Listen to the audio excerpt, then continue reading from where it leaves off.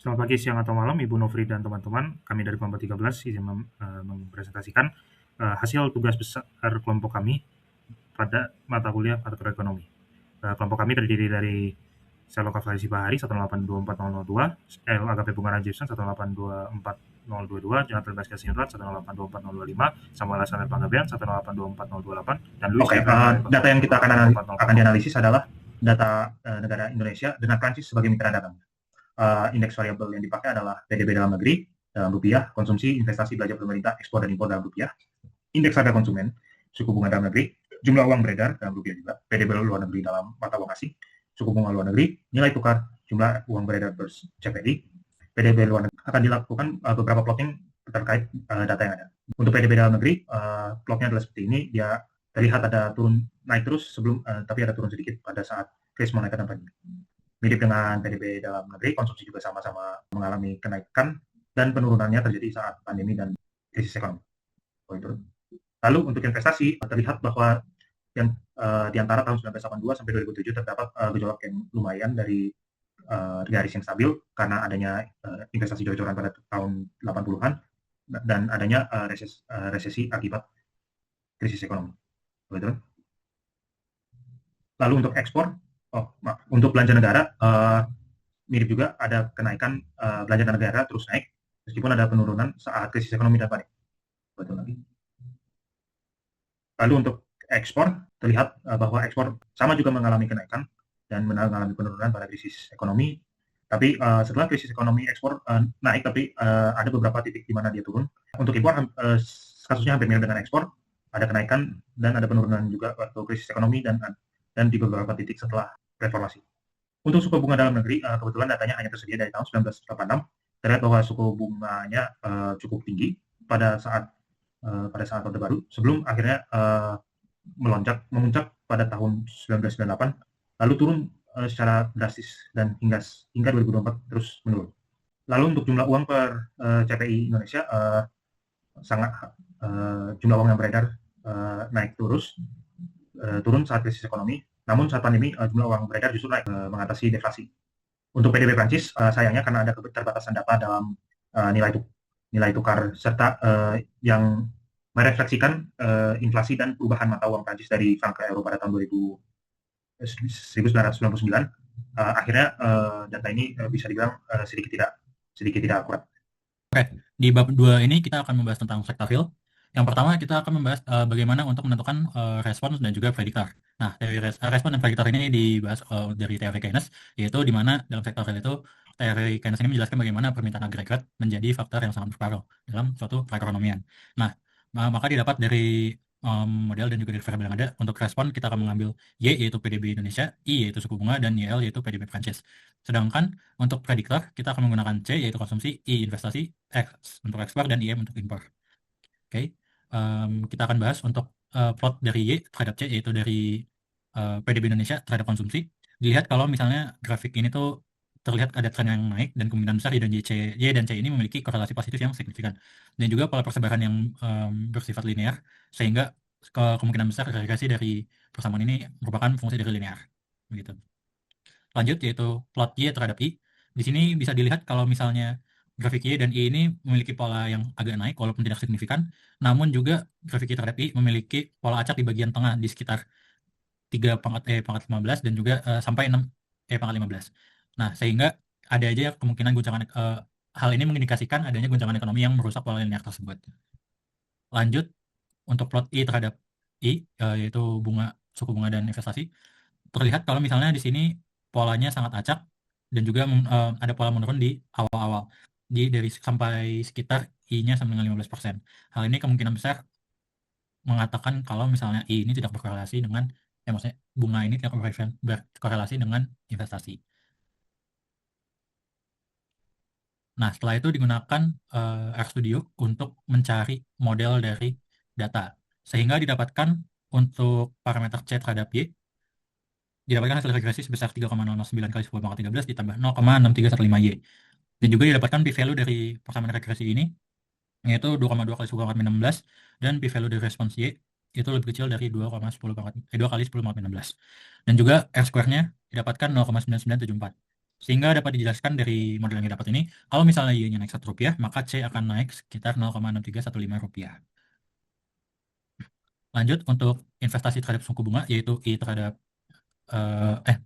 PWDB Indonesia terhadap investasi dan suku bunga, yaitu I terhadap Y dan I kecil. Nah, didapatkan hasil regresi dari PDB Indonesia ini adalah 1,860 kali 10 pangkat 15 tambah 0,07523 Y dikurang 1,329 kali 10 pangkat 13 I.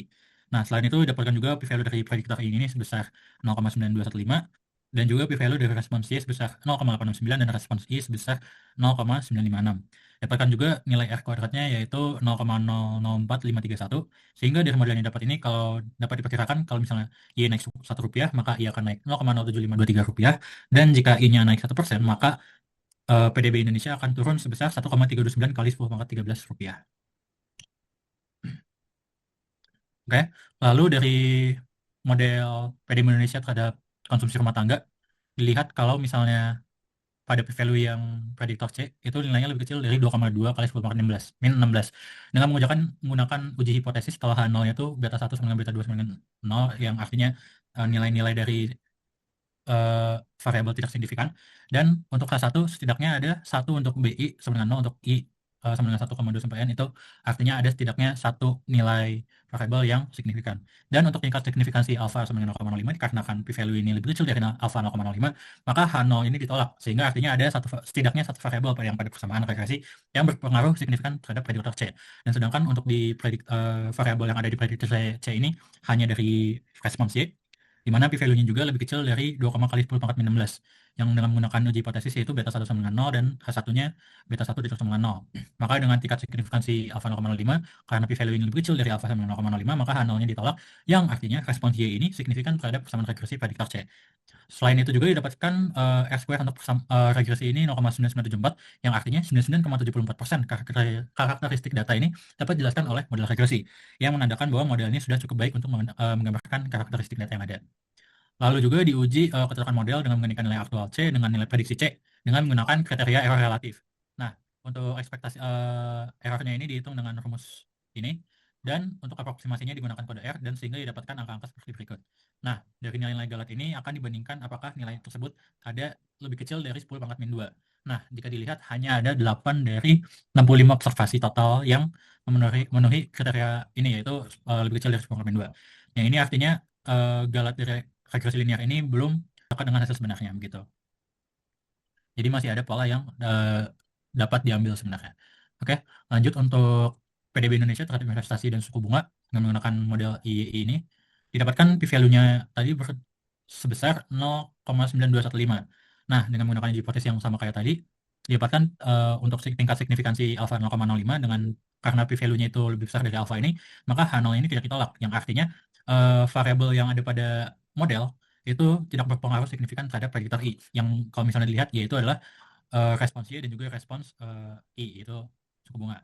Nah, terlihat juga kalau misalnya p-value dari respons Y ini 0,809 dan p-value respons I 0,958, yang nilainya itu lebih besar dari alfa 0,05.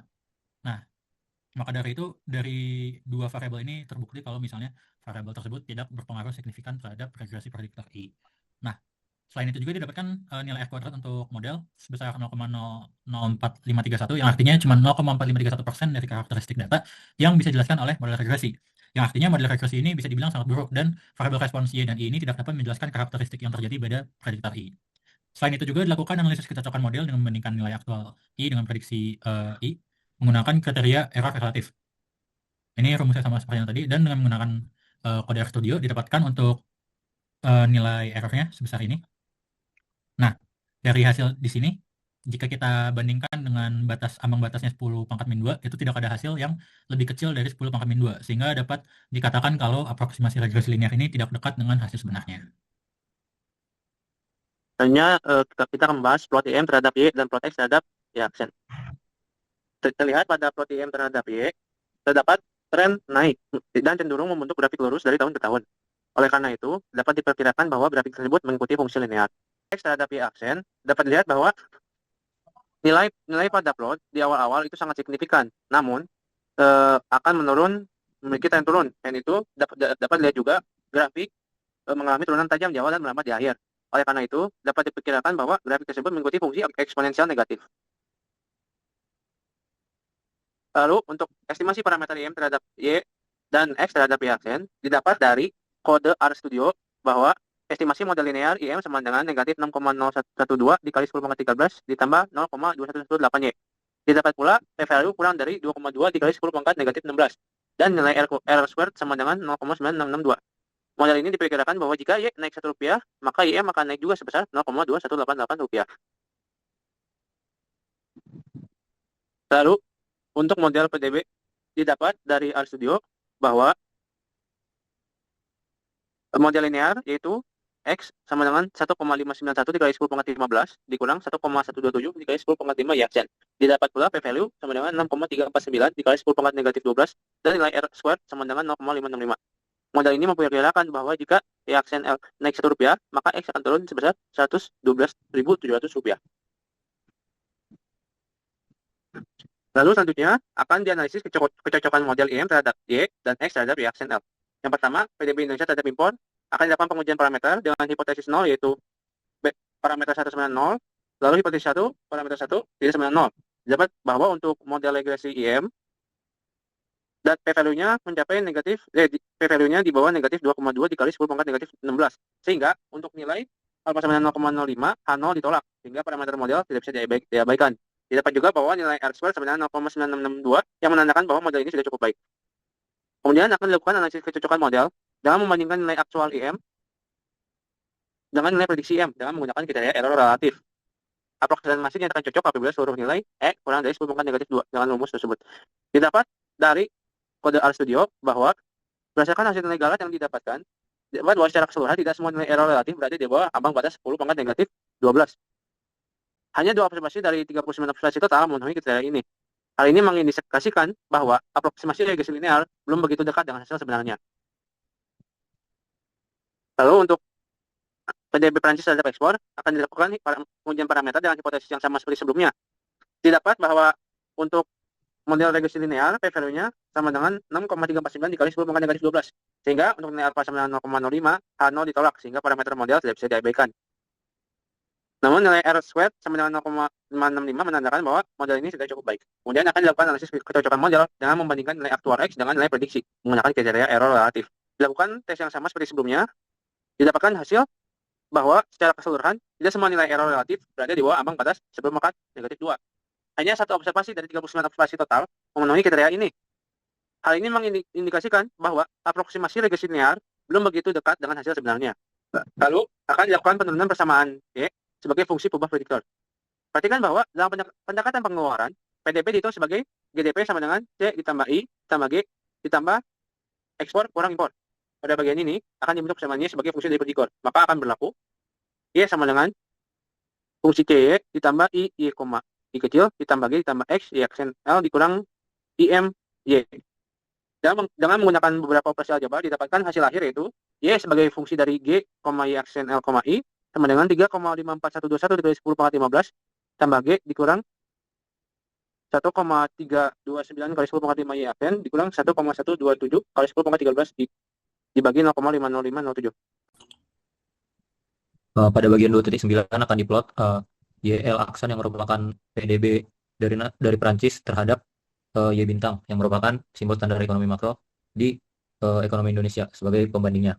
Bisa dilihat ada kode R dan di gambar 2.9.2 ada plotnya. Berdasarkan scatter plotnya, kesimpulan dari kelompok kami adalah pola yang terlihat bergerak dari kiri bawah ke kanan atas menunjukkan ada hubungan positif dari variabel PDB Prancis dan PDB Indonesia. Kemudian yang kedua ada plot G terhadap Y aksen, Y bintang, itu adalah kodenya dan didapatkan scatter plot seperti berikut di gambar 2.9.4. Terdapat hubungan linear yang berbanding lurus antara G belanja pemerintah dan PDB setimbang dari Indonesia. Namun bukan naiknya Y bintang yang menyebabkan naiknya G, tapi sebaliknya. Artinya belanja pemerintahlah yang menaikkan PDB setimbang dari Indonesia. Kemudian ada plot I terhadap Y bintang, bisa dilihat ada kode dan scatter plotnya.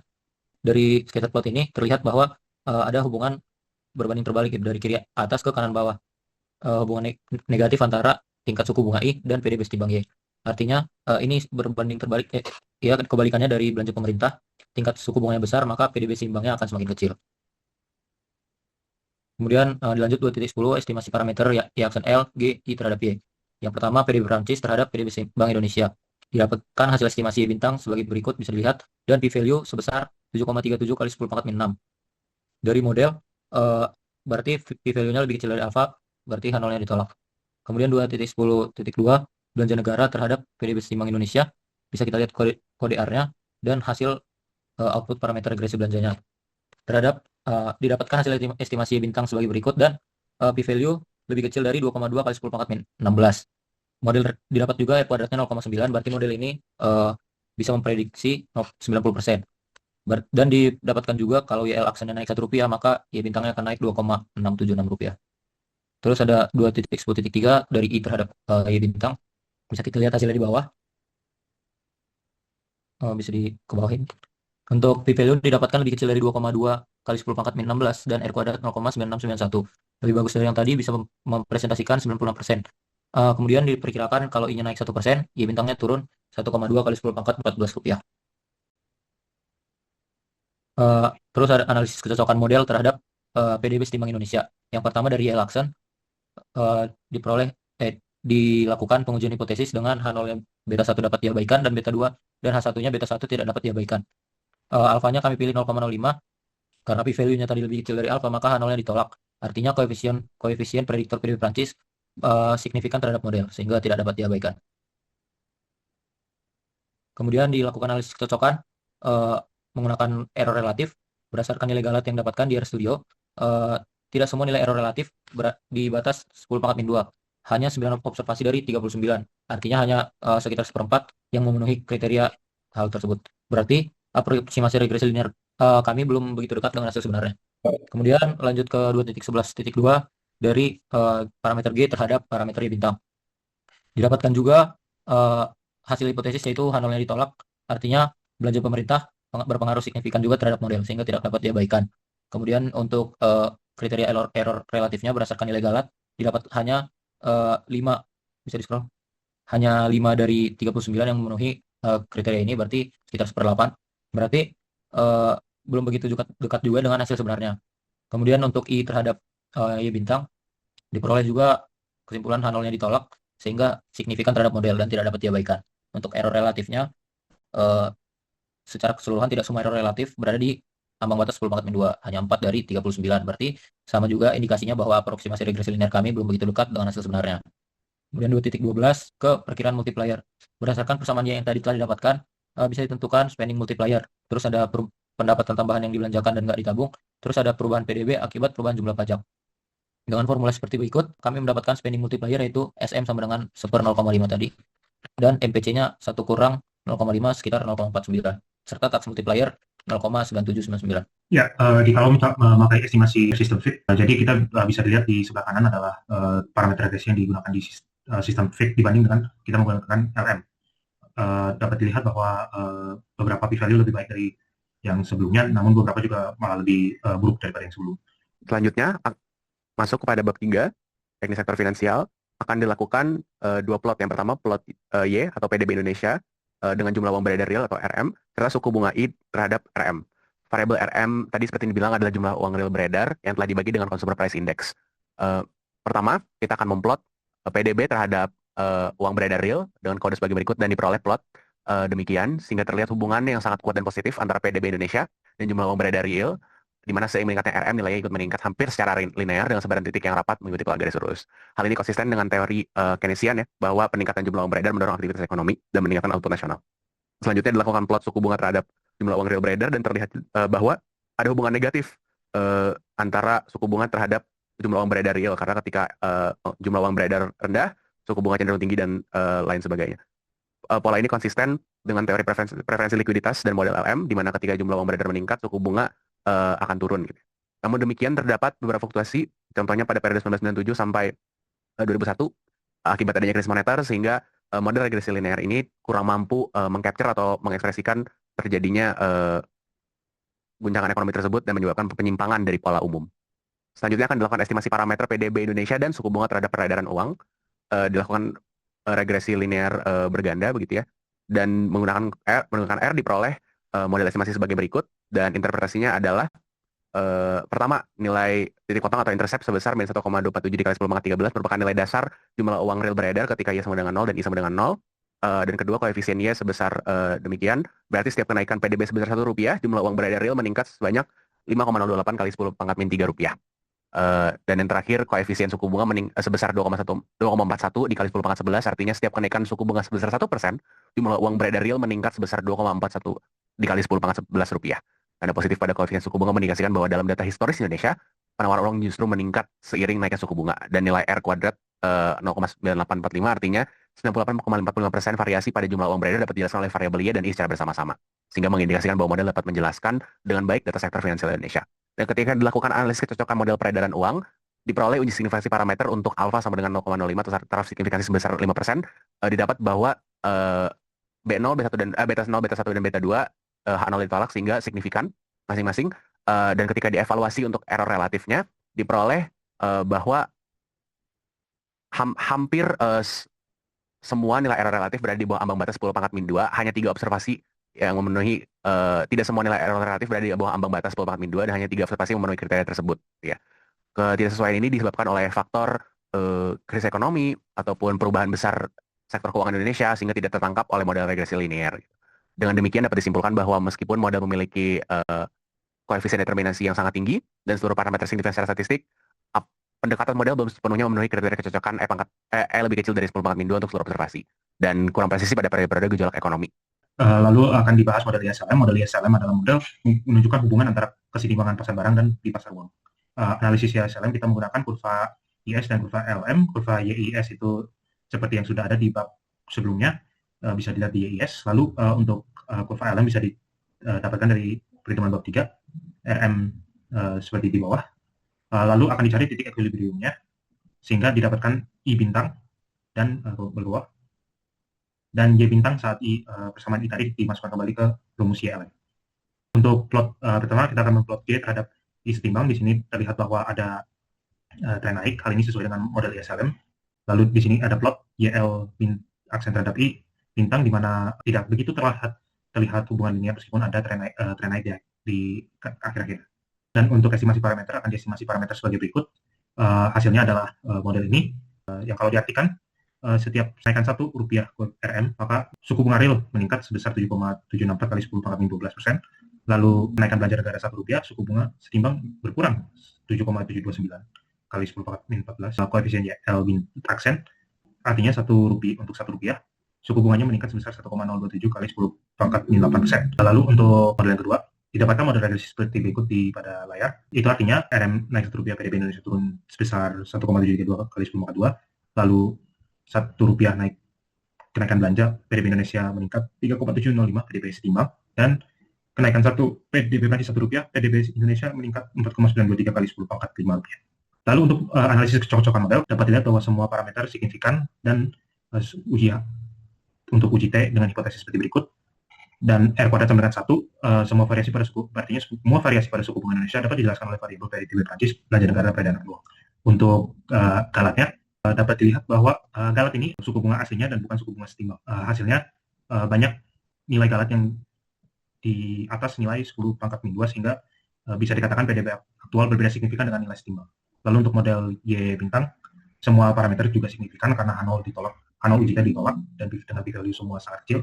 Lalu R kuadrat sama dengan 1 berarti semua variasi dapat dijelaskan. Untuk galatnya, sekali lagi ini dibandingkan dengan PDB aktual dan bukan PDB setimbang, dapat dilihat bahwa semuanya lebih dari 10 pangkat min 2 sehingga dikatakan PDB aktual berbeda signifikan dengan nilai setimbang. Lalu kesimpulannya adalah didapatkan model regresi sektor real seperti berikut dengan hampir semua kecuali model investasi tidak cocok.